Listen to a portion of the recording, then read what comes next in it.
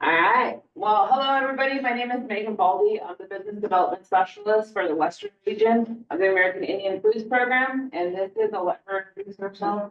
My name is Lara Hayes. I am from Oklahoma, so quite a ways from home, but happy to be here with you all. I'm the Business Development Specialist for the Rocky Mountain and Great Plains region, so it covers up Alaska.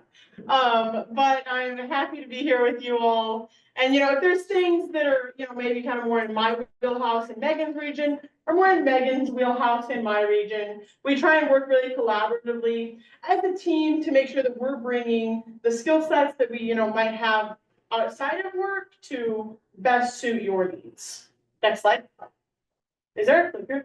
No. Okay, I just want to make sure I'm not being bossy. So our American Indian Foods Program, it's designed for American Indian and Alaska Native owned businesses if you have a controlling interest in the business, so 51% or more, whether that's a tribal enterprise owned by a tribal member. We have several businesses that are owned by multiple entities, but the controlling interest, so 51% or more, has to be an American Indian or Alaska Native, and you have to be recognized with a federally recognized tribe. There's a lot of benefits to that, whether it's export and market access development, as well as marketing and promotion opportunities. We'll talk a little bit later about the benefits and some of the things that we can offer that are really tangible. What's really exciting is in the past, so last year at this time, it was just like, I was our only business development specialist, and realistically, we try and serve all 574 federally recognized tribes. So we don't have that many trademark people, but we try and do that. And so like the technical assistance that I can give, I stress the whole thing. But now we have a team of 3. We've got Megan and we've got Jake over in the Eastern region, which again, not Alaska. But so we're able to offer a lot more specialized technical assistance, as well as marketing and promotion opportunities. And we'll get into that later. Next slide. So this talks about the trademark. This is the specific wording of it. Our trademark is registered with the USPTO, so the US Patent and Trademark Office. There's a lot of legalities that work into it. We're really proud of the trademark because we think it is truly a value add to producers, as well as a mark of authenticity, right? So whether you're looking for market access and export opportunities, we're primarily funded, not primarily, we were originally funded through the Foreign Ag Service Program. Our funding is a lot more diverse now, but we still have that FAS funding. And so we go to international and domestic trade shows, which we'll touch more on later. To submit an application, follow the link, shoot us an email. Megan, myself, the AIF thing. Either way, we'll get that application sent to you and start working with your business. Next slide, please. This is our trademark directory. It doesn't still look like this if you go to the website, but I like this picture a lot more than what it currently looks like. I think this is a nice graphic because all of the ones with darker circles, that shows where we have businesses. And so where we have trademark folks. And we have them in a couple more areas than that, but really exciting to kind of be able to put the visual to how far these businesses stretch. Next slide. These are our tribal producer native market success workshops. We hosted these last year and they're all currently available on our Mighty Networks platform. Mighty Networks, they've made it easier to get to. Last year, pain in the butt. I told people, I was like, guys, just go to YouTube. I was like, seriously, it's easier. I'm an employee and I can't find it. And if I'm an employee and I can't find it, well, tough. But our comms team is awesome. They've revamped it and it's a really easy pathway on the website. So if you go to IAC's website and type in Native Market Success in the search bar, you're going to find it. You're going to find our Mighty Networks. If you're working with IFB or the NIFBC, the National Intertribal Food Business Center and other things, they're also utilizing Mighty Networks. So we've got a lot of things on Mighty Networks, but one of them is these tribal producer market success workshops, covering a lot of products, selling to schools and institutions, building blocks of business. But that's like, you want to listen to more what Padgley has to say, probably not me. It's a better picture. Marketing workshops with Orchid Designs. Orchid Designs, that's a 4-part webinar series. And they are a marketing firm out of the Pacific Northwest. They're spectacular. Really high dollar work that we're able to provide to producers at no cost. So you can watch their webinars. Obviously, you know, you can engage more with them. They are tribally owned, and their focus now, after spending a lot of time in the industry, is on serving tribal people, right? And whatever their marketing needs might be. So just, I think it's so cool that we can offer that. You know, we had to put the bill for it, but you don't have to. So that's what's important. Next slide. This is our export program. You know, you can read the slide yourself, but we will go on trade missions.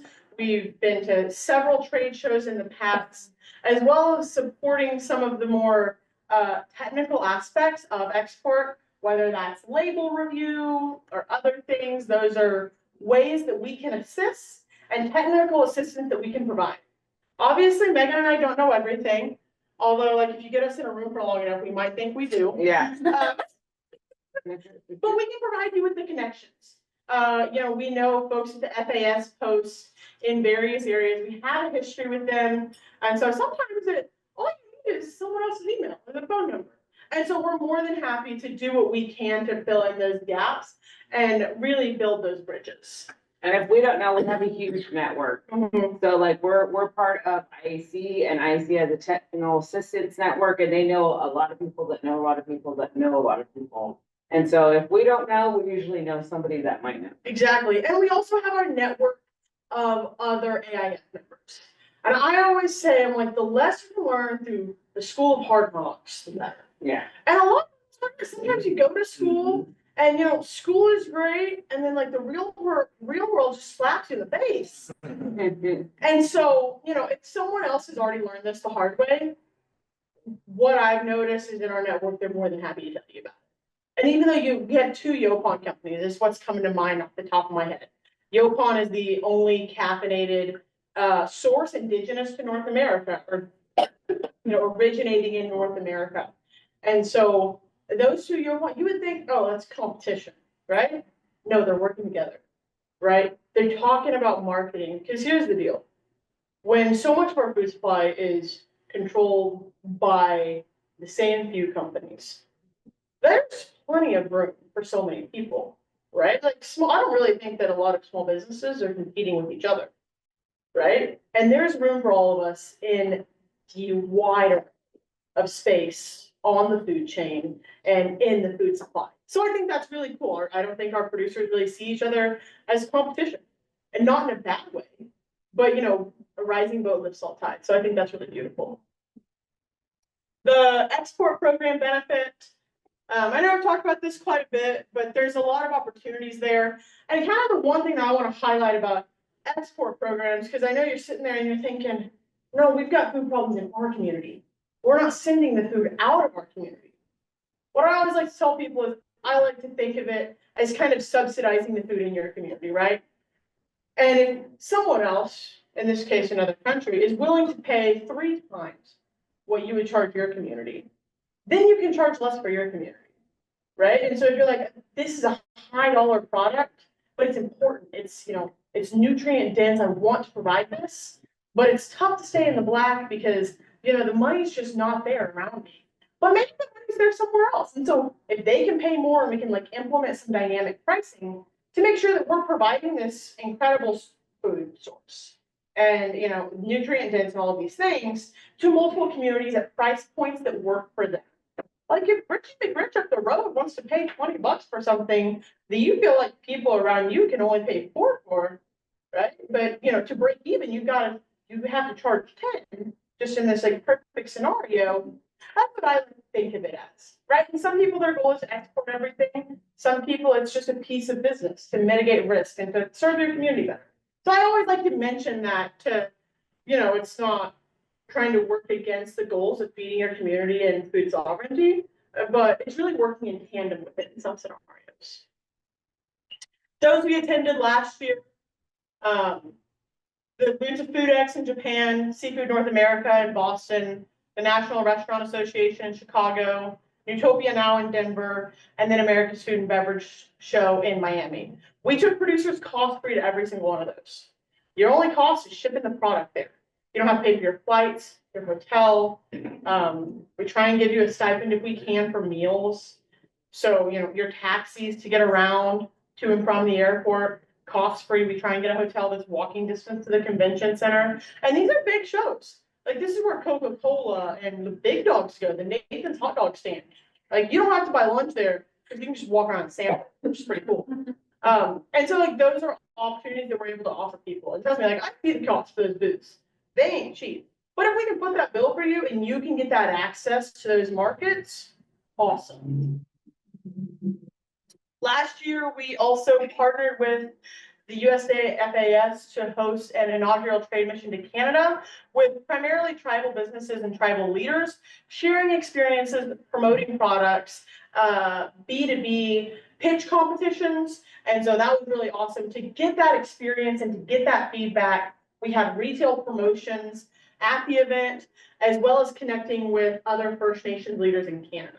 Not only did we bring tribal businesses, but we also brought tribal leaders. And to bring everyone to the table and talk about, issues that are commonalities, and also how we can, in these two areas that have this, for all intents and purposes, maybe imaginary line drawn a long time ago, like how do we bring that together and think about the similarities? Next slide. All you, Megan. So, if you were lucky enough before the crowd went out, we had some Iowa honey sticks. There were multiple different products, had multiple different flavors. That was from the Iowa tribe of Kansas. We also had Pemmican Patty. She's one of our producers that has been very successful at our trade shows, mainly because her beef sticks and her beef bison sticks are amazing. And so, they are ones that we highlighted at this event here, and I hope that you were able to try it. How many in the room were able to get one? Yeah, they were good, huh? Right? All right, next slide. My name is Megan Baldy. I'm a Hoopa tribal member. I reside on the Hoopa Valley Indian Reservation in Northern California. I'm the business development specialist for the Western region. So Alaska is one of the places that fall within my region, as well as Washington, Oregon, Idaho, Nevada, California, and Hawaii. I will help you if you need to on business development, whether that's market assessment, whether it is helping you with your business plan, anything that might need technical assistance. I'm here free of charge. I do get paid in snacks if you got them, but only if you got it. I do this work. I've been affiliated with the IAC since 2016. I started actually, my son was a youth recipient, and we were able to come to the IAC annual event in Vegas. And that's how I got tied into the IAC program. Got to meet the American Indian Foods there. Got to see their trade show. So every year we have a trade show in Vegas. It's a pretty nice event, as we have a bunch of our producers that are highlighted there. They also give samples there, so it's really great. So I've been affiliated with them for a long time, and this is me processing salmon in my community. Next slide. These are examples of our Alaska producers. This is Arctic Circle Wild Seafood. They have a website. They do a lot of showcasing. They did a trade show. They went to NRA this last year. Next slide. They also, just a quick plug for Arctic Circle Wild Seafood, they're owned in partnership with some folks, it's called Takabe. They're in Denver, and they're opening up a storefront in the Denver airport, which is really cool. They've got one in Denver. I don't know what part of Denver it is, I'm not from Denver. And then they also have a storefront on a ski mountain. So really cool. They're expanding that, but what I think is awesome is they have their indigenous marketplace. And so in their marketplace, you can buy stuff from several of our producers. They do a lot of vetting to make sure that, what's there is, Takabe. And so you can get it shipped right to your door. They've got harvest meals. You can plop them in the fridge or in the microwave and heat them up. And I'm pretty sure that, with their partnership with Arctic Circle Wild Seafood, you can buy some of that fish straight to your door. which you guys in Alaska, that might not be super cool. But we don't have good seafood in Oklahoma, right? Like, we're in the middle of the US, we're the belly button. And so I think that's pretty cool that you can order that quality seafood, right to your door. Yeah, and I don't know if it's any secret, but I love food. And, you know, since we've been here, we've been checking out every amount of seafood that we can get our hands on and eat, you know, so it's been great. One of the areas that I can help with in the TA realm is I do produce safety training, so I am a lead trainer, underneath the produce safety role of, FSMA, Food Safety Modernization Act. We give, this training in collaboration also with, it could be with your tribe or it could be with IFAI, Indigenous Food and Ag Initiative. If we do it through IFAI, a lot of times it's free of charge for you and your community, which means they will buy the textbooks, they'll pay for the certification, and then they'll bring us out, or we can come out and help to lead that training. One of the other things is that I'm not only a trainer, but we have Lara, she's a trainer as well as Jake. And so, you know, you don't have to just listen to me for 8 hours. Yeah, we can break it up. We can do like 3 of us at once. Another thing that we've been able to do is do on-farm readiness reviews. And this is one of the examples that we're visiting a farm. This is really cool because everything about the produce safety training is just to prevent food from hitting your produce. And I always say that, but it's really E. coli, but It's food. it's poop. And so when we went out to this farm, this is actually a pile of poop right here. I was like, look what we found right next to your lettuce. So it was a really great learning moment for the farmer. I was like, so what do we do in this situation? How do we assess it? What do we do? You know, and then they're like, oh, this is what we learned in the class. So that was really a neat educational thing, but it also helped the farmer with that on-farm readiness review. Part of the produce safety rule is that you know, it's not, a lot of our people are exempt, but they're not exempt sometimes from the FDA showing up to their farm and coming and checking and to see if you guys are doing everything safely, right? And so what that on-farm readiness review does is it just kind of points out, like, to the farmer themselves, that they can be their best advocate when it comes to farm food safety on how, you know, they can combat things that might be hazardous, right, to their produce.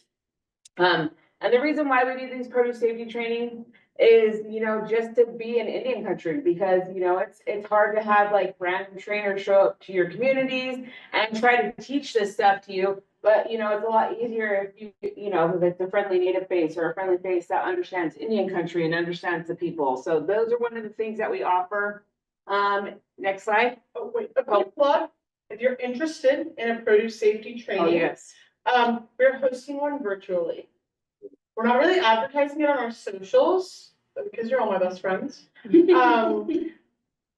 Get our contact info after, we'll send you the info. It's gonna be hosted the 28th and 29th of May. There will be 8 hours of content between those 2 days. I'm not gonna lie to you, it is going to be dull. It is going to be monotonous. We'll make it But exciting. we're gonna get through it, dadgummit, and we're gonna make it as fun as possible. But that is free of charge, virtually. Yeah. Virtually, free of charge. We'll try and make it in the middle of the day to be mindful of people in all time zones. We'll try not to try to keep people from getting up too early or staying up too late. Yeah. We understand people work across time zones and you don't want to be working at 7 PM on a Wednesday. Or 7 a.m. Or 7 AM, or 6 AM. 9 a.m. Eastern, you know. Exactly, so we'll try and be cognizant of that.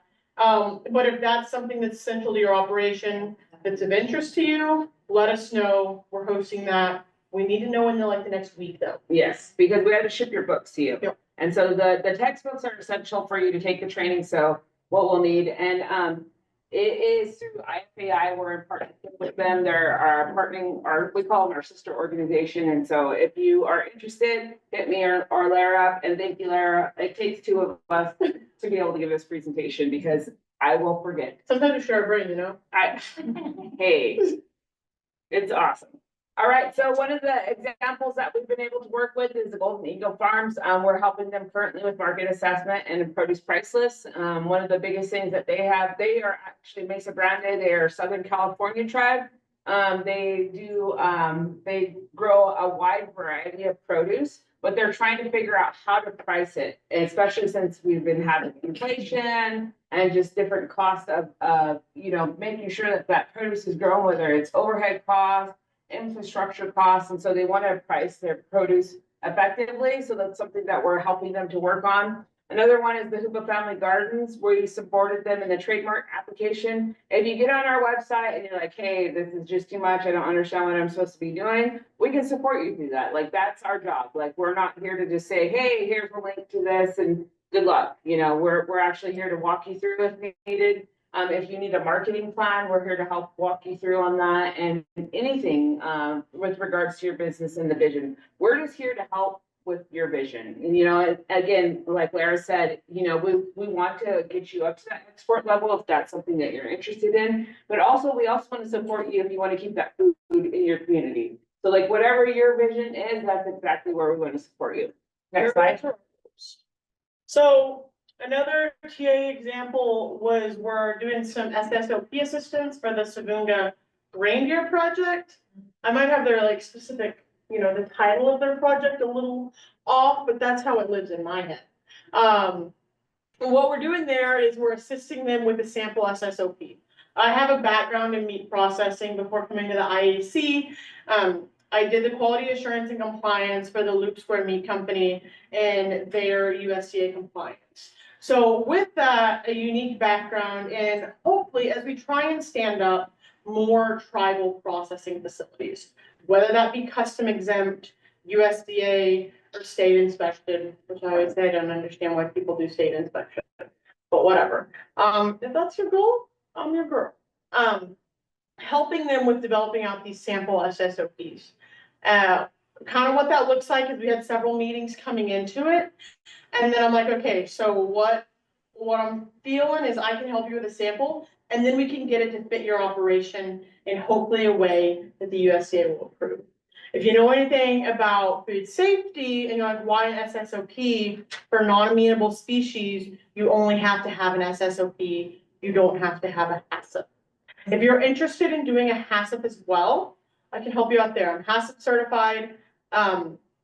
And so I can assist in the planning and development of it. Kind of the 7 principles of HACCP is, people are always like, what does HACCP stand for? Hazard Analysis Critical Control Points.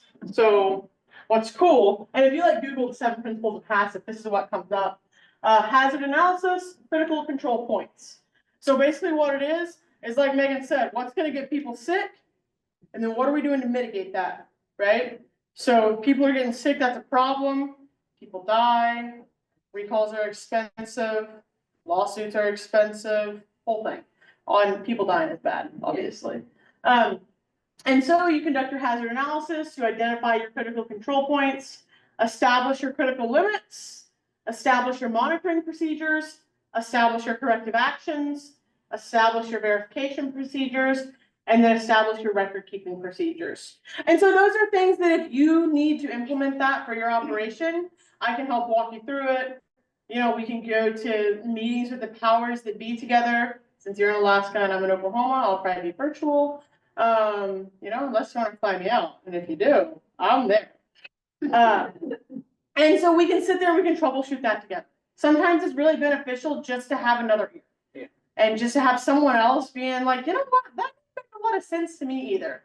And so those are some ways that we can assist there. And that's been a really fun project to undertake and very rewarding. And we're keeping all of this on hand, right? And so when the next person comes to us, because it took me a while to develop out a sample, we can go to them and be like, all right, now we can plug and play this. That's kind of our goal, is to develop out resources we can maybe train other people on, and be able to plug and play that. Next slide. I love how this works on this one, because last time I put the same meme on a slide, it only did it once. So I like it that it does it over and over. Another TA example was a marketing plan and a label review.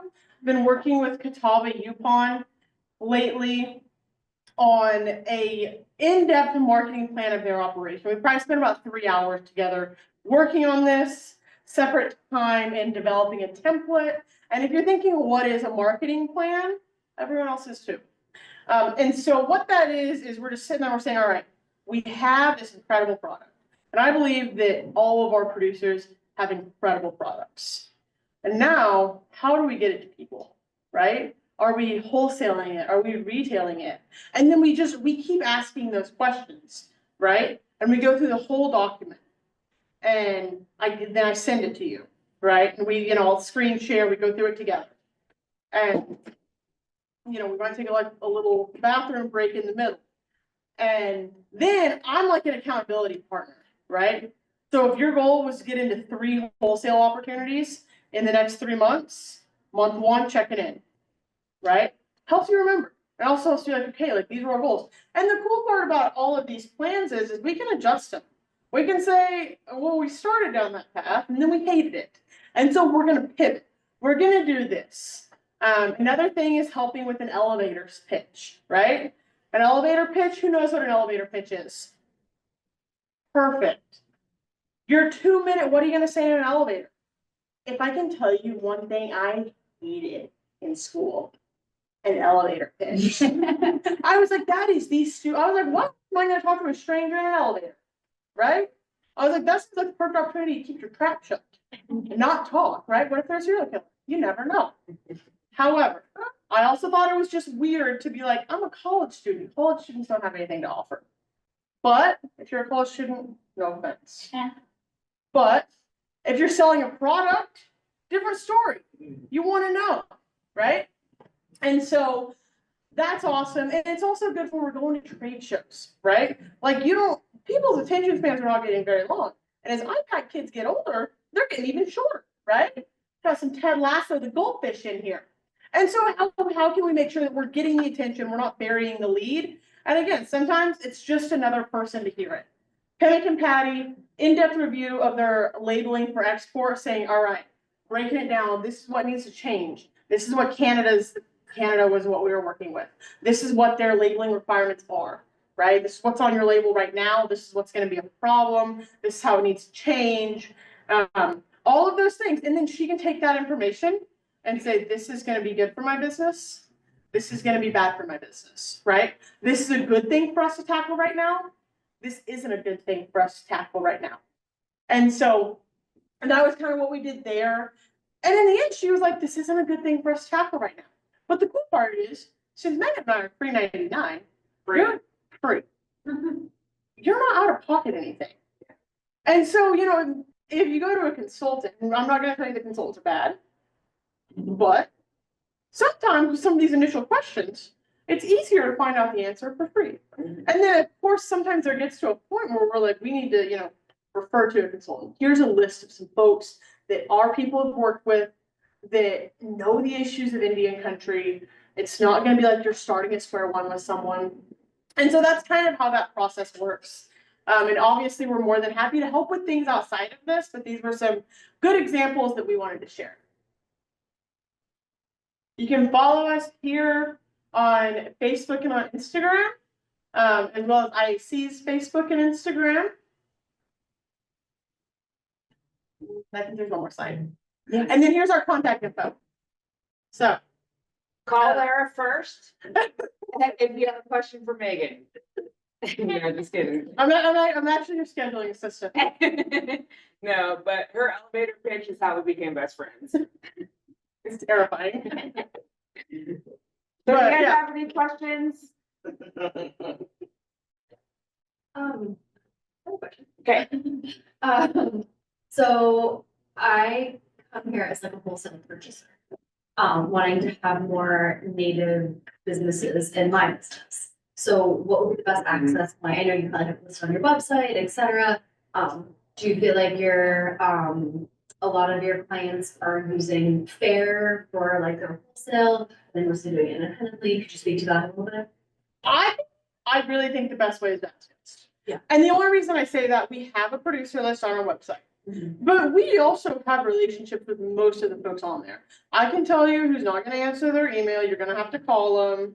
I can tell you who, they are not ready to wholesale. And moral of the story, I think Megan and I's relationships can save you as a purchaser a lot of hassle, right?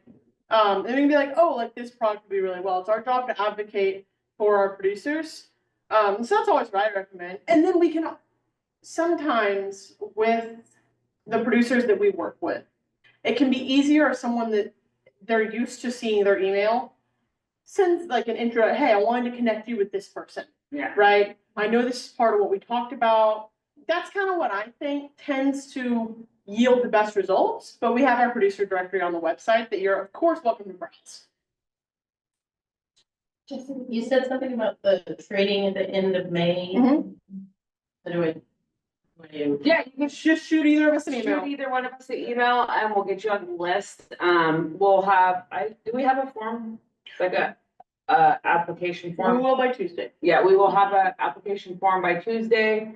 And then, yeah, it's gonna be free to take the produce safety training. You said it's like over Zoom or something, or Mhm. It'll be over Zoom, yes. Yep. And you will have to attend all 8 hours of it. in one day.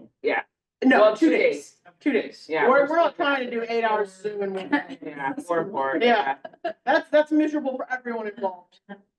So is that is it a certification or? Yes, so the certification it falls under the produce safety role. A lot of our producers, I know for Hoopa, my community, all the producers that actually take that training have their certificate, they can take it to our farmers market.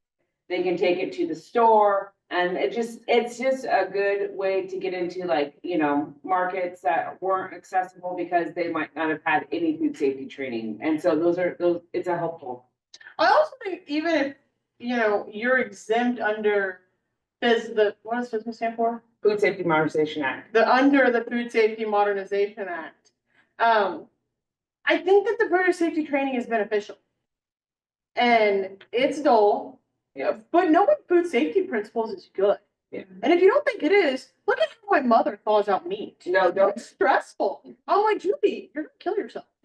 And so I think that, having some knowledge of food safety practices, especially when you're growing food for other people, it's beneficial. Well, I'll tell you, the reason why I got into food safety in my community is I'm from a small reservation and we actually had a large rat infestation in our store. And the thing is that the people that own the store were non-native and they weren't from our community, they were a corporate store. And they found a loophole in Indian country, and it was that they would pay the inspection fee, but the county didn't have jurisdiction in our community. And so we don't know how long that large rat infestation was going on in our community until somebody finally exposed it. And that is something that is very common throughout Indian country, is there's not a problem until we have people that are getting sick, until we have people that we're finding various diseases in. And a lot of that is tied to our food and the way that our food is made. And, we as, natives, we've been doing it right for thousands and thousands of years. It's not really us that are the problem. It's those outside food sources that are coming in that are the problem. And so for us to know those food safety guidelines and those food safety practices are important to keeping our communities healthy. Like Lara said, we wouldn't want somebody to pass away because they had a foodborne illness. And I know for my community, that is like my auntie, my uncle, my grandmothers, my kids. Those are people that are very near and dear to me. And that is why, food safety is so important. And chances are, I think a lot of our communities in Indian country, immunocompromised populations, the young, the old, and you're a long ways from a hospital sometimes. Yeah. I mean, I think that's especially relevant to Alaska. You don't want to be getting Campylobacter and potentially having to go to the hospital. That's pretty brutal. So, had Campylobacter, not fun. And it's severely underreported. Like a lot of people don't really realize if they have a foodborne illness, they just think that they have like a 24-hour bug. And for us younger people, that can be something that is easily dealt with in 24 to 48 hours. But for our elders and for our babies, it might not be. And so those are the reasons why it's super important to have these types of training. I also provide food preservation training. I've done that throughout my community, throughout Indian country, and a lot of different food safety, like Lara was saying, with the whole, meat food safety. She's got a phenomenal amount of resources. I work in policy. That's one of the things that I work into, is trying to get those certifications and things done throughout Indian country so that our people are fed safe food. Is this similar to like a food safety handler card? It's similar, but it's separate. So food safety, food handlers cards are basically like when we're doing like cooked food or prepared food. This is specifically for raw food. And so it's like any food that doesn't have that kill step. And those are the most dangerous. And that's why it has its own entire rule. That's why we have the produce safety rules, because most of the time, if you can cook food, you'll have that kill step. You can bring it up to a certain amount of temperature to kill any bacteria, or any harmful foodborne illness. But when we come to raw produce like lettuce and strawberries and stuff that you eat right straight from some people eat it right from the container from the store, or they just throw it in salad and they leave it out. Those are the ones that we're going to be addressing through that. And what about like hydroponics grown stuff? I know there's other waterborne diseases that. Yeah, well, the training goes over water, ag water specifically, so it's gonna go over post-harvest and pre-harvest. You'll be sick and tired of hearing about water. Yeah, and it's one of the biggest things out there is like how we're using water, how it's affecting the produce that we're using it on, all that type of stuff. I think a good way to think about the produce safety training is, have you noticed like the past couple of years around Christmas, Thanksgiving, lettuce is recalled? I'm kind of thankful because it keeps us from having too many salads at Thanksgiving. Yes. Dadgummit, that's not the intention. However, I also think like that's a good way to contextualize this. Is like, oh, like these are the ways that we think they're getting sick from. I think they're getting sick from meat. Right? Your parents like told you to eat some dirt as a kid and grow up. Well, it turns out eating dirt might not be so good because there might be fecal material. Yeah, and eating donuts are healthier. I'm just joking. Safer, healthier. And there's a kill step in it. Kill step. Have not met kill step in lettuce yet. Yeah. We're just kidding. Just scratch that from the whole presentation. We can edit and post. Yeah. I was gonna say that's actually gonna be super important. Yeah. Any other questions before we cut off today? Well, we definitely appreciate your guys' time. We know that it's the end of the day, so we're glad that people actually showed up. I thought we were gonna have a really super